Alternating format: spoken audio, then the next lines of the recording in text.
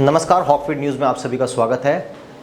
चूहों के बिलों में जब तेल डलने लगा तो वो बिलबिलाने लगे और वो अब सामने आ रहे हैं। उत्तर प्रदेश में जिस तरीके से मदरसों के अंदर जो शिक्षा दी जा रही है उसकी जो जांच अब योगी जी करवा रहे हैं, उससे बहुत से लोग बहुत परेशान हैं।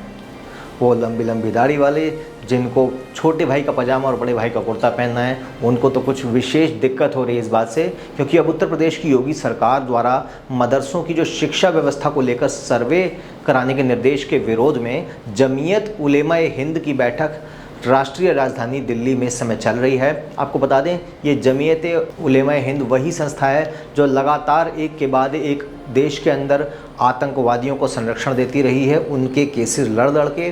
तो क्या उम्मीद आप इनसे कर सकते हैं, वो तो अब क्लियर कट हो ही चुका है। कमेंट में ऐसे लोगों के बारे में जो इस तरीके की सोच रखते हैं देश को बर्बाद करने वाली, उनके बारे में ज़रूर हमें बताएं। और ये खबरें भी देखिए किस तरीके की खबरें हैं, कैसे किस तरीके से मदरसों में जिस तरीके की शिक्षा दी जा रही है। कई बार ऐसे मामले सामने आए हैं, ऑन रिकॉर्ड सामने आए हैं, जहाँ पर मदरसों के अंदर आतंकवादियों को छिपाया गया है, मदरसों के अंदर एक रेडिकल शिक्षा दी जा रही है।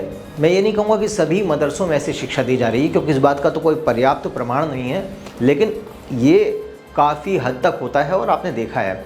अब दिल्ली में चल रही इस बैठक में यूपी के मदरसों से जुड़े हुए बड़े बड़े जो इनके मौलाना हैं और बड़े बड़े इनके नेता हैं मुस्लिम समाज के, वहाँ पर शामिल हुए हैं। और इस बैठक में आगे की जो रणनीति रहेगी योगी सरकार के खिलाफ, उस पर भी एक चर्चा होगी।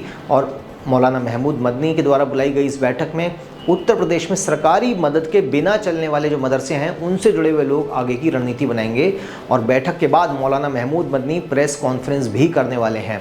अब इस खबर से जिस तरीके से बवाल मच गया है मुस्लिम समाज में कि आखिर योगी सरकार मदरसों की शिक्षा व्यवस्था पर क्यों सर्वे कराना चाह रही है। भाई, मदरसे तो आसमान से उतर कर आए हैं कि उनके ऊपर कोई सर्वे ही नहीं होना चाहिए। जब प्राइवेट स्कूल का सर्वे हो सकता है, सरकारी स्कूल का सर्वे हो सकता है, तो आखिर मदरसों का सर्वे क्यों नहीं हो सकता? यही एक बड़ा सवाल है। क्योंकि जहाँ एक तरफ जरा सी कुछ बात होती है, ज्ञानवापी की बात होती है, तो ये कहा जाता है कि देखिए 1991 का जो प्लेसेस ऑफ वर्शिप एक्ट है, वो हमारे देश का कानून, हमारा संविधान, तमाम चीज़ें हैं। आप बात करते हैं हमेशा संविधान और कानून की, लेकिन उसी संविधान और कानून के तहत यदि मदरसों का सर्वे होता है तो उसमें समस्या क्या है? सर्वे ही तो कर रहे हैं, बंद थोड़ा ना कर रहे हैं। पहले सर्वे तो होने दीजिए महाराज।